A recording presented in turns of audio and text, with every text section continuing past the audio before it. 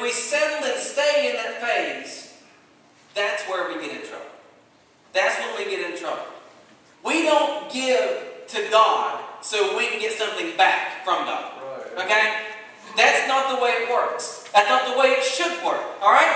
We don't come to church just so we can get something out of it. We don't serve God and we don't serve the church just so we can get something out of it. If that's the mindset you're in, you need to snap out of it this morning, okay? We give to God out of gratitude for all that God's already done for us in the past. Alright? I love this quote from the book that we're following. If you don't have a copy of it, there's some back there on the back table. Our giving is a reflexive response to the grace of God in our lives.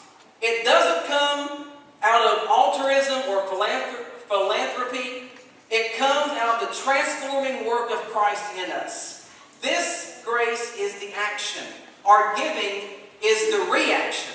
We give because He first gave to us. Right? Read those last two lines again. This is grace. This grace is the action. Our giving is the reaction. The grace that God gives us is the action. Our reaction is giving back to Him. We give because He first gave to us. It isn't about us giving and expecting something in response. It's about us giving in response to what God has already gave and done for us. What's God given us? Grace, mercy, love, salvation, forgiveness, a home in heaven forever, go on and on and on. With all that God has already given and done for us. But so often we are sucked into the mindset of thinking, what's in this for me? What am I getting out of this? Why should I do X, Y, Z that God asks us to do in the Bible? And it's one thing for us as individuals to be in that mindset. See, that stifles our own personal relationship with God, and our faith suffers. But if a church body gets into that mindset, if a church family gets into the mindset of what's in this for me, and that begins to spread throughout a congregation, then the ministries of that church and the effectiveness of that church will begin to decline greatly. And it can happen before you even realize it started. I was scrolling through my Facebook feed yesterday morning, as many of us here do, I'm sure. And a picture came on. Somebody had shared, somebody from in Dunbar that I'm friends with. It's a quote from a Christian author named Thom Rainer, T-H-O-M, Thom Rainer. And if you get your bulletin, turn to the back of that on the driving home section, you can read along with me, okay? When the preferences of the church members are greater than their passion for the gospel, the church is dying. Amen. When the preferences of the church members are greater than their passion for the gospel, the church is dying. Amen. I shared that picture yesterday morning. I'm going to put it on our church Facebook page after our service here this morning. And a friend of mine who lives in Bridgeport, who goes to a church over in Bridgeport, she commented, that is what is happening to our little church.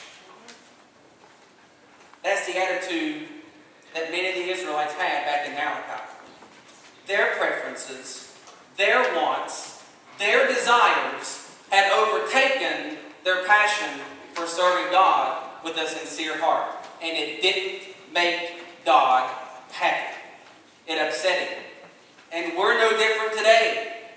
When we allow our personal preferences to get in the way of our faith and our service to God, our personal relationship with God will begin to suffer. And if it affects a congregation, that church congregation will die.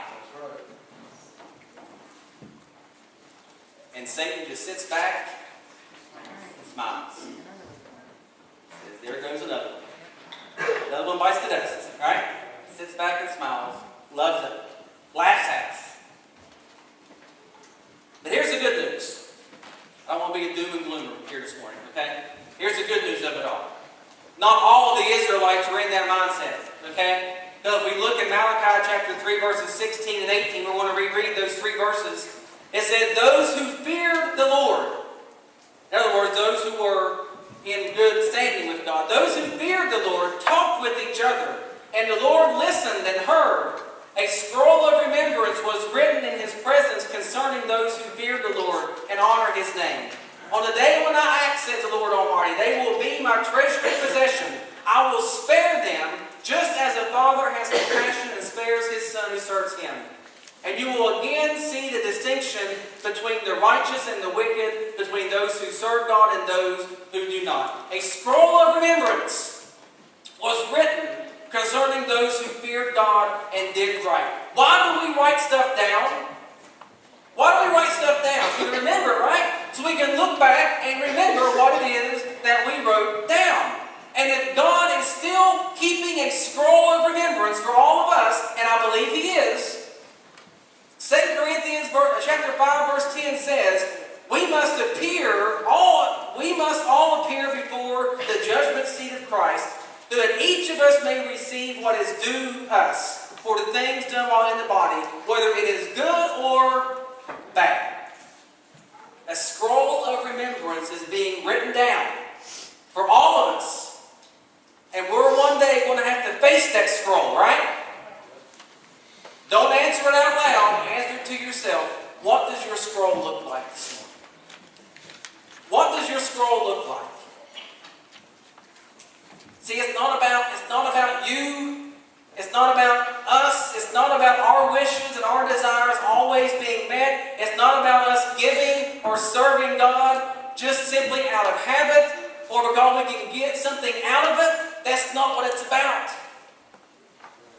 Again, one more time. Lindsey Wilson. We athletes start expecting basketball to give us something concrete. It doesn't work that way.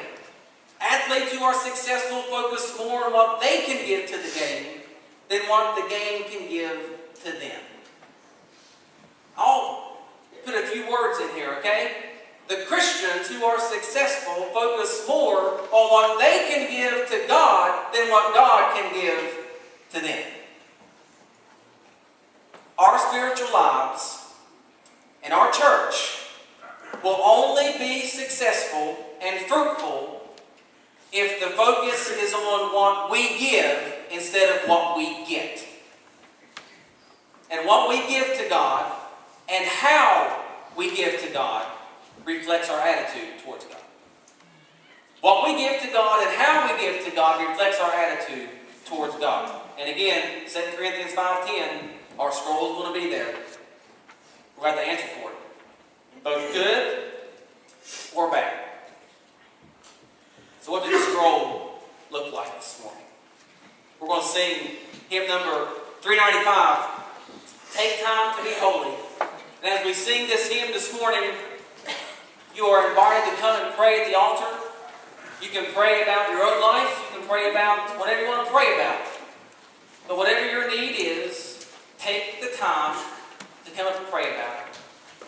Pray about yourself. Pray about the church. Pray about someone who's sick or in need. If you want me to pray with you, raise your hand. I'll come down and pray with you this morning. Hymn number 395, I'm sorry. Take time to be holy. Let's stand.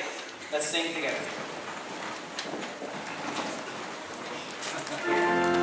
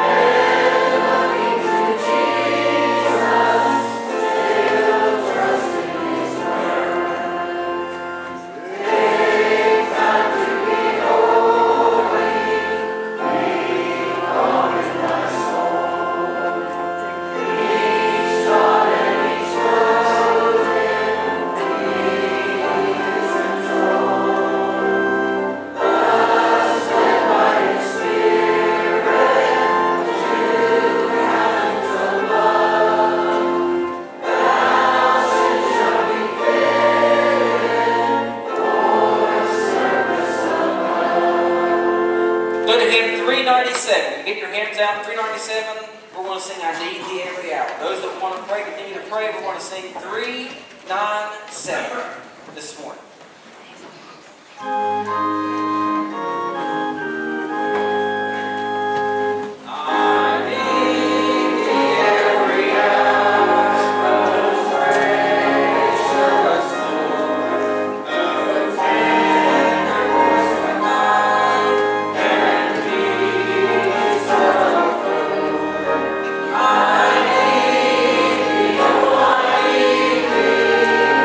Every hour I need thee.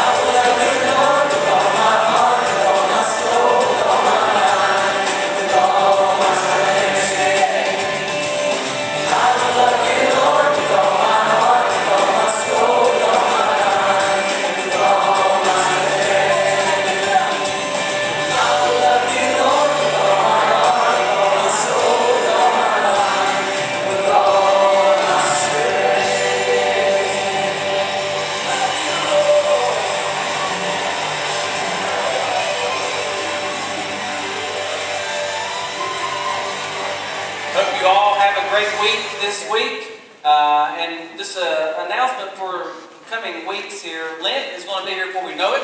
I think Ash Wednesday is February the 18th, so we're less than a month away from Lent officially starting. We are going to be doing a Lent study here at the church. I think I've got the study picked out that we're going to do, and I'll have that material either next week or the week after, so I'll be giving that out. We'll announce the dates for that. For that study. It would be on Sunday night or Monday night. I haven't decided. Of course, not going to have it on yet, so that'll be coming out very soon. All right? And so I'll raise your hands 3 times. Oh, there we go. There, I'm sorry. There we go. We got one. Go ahead and raise your hands anyway. Let's say it together. Serve wholeheartedly as if you were serving the Lord. Amen. Have a good week.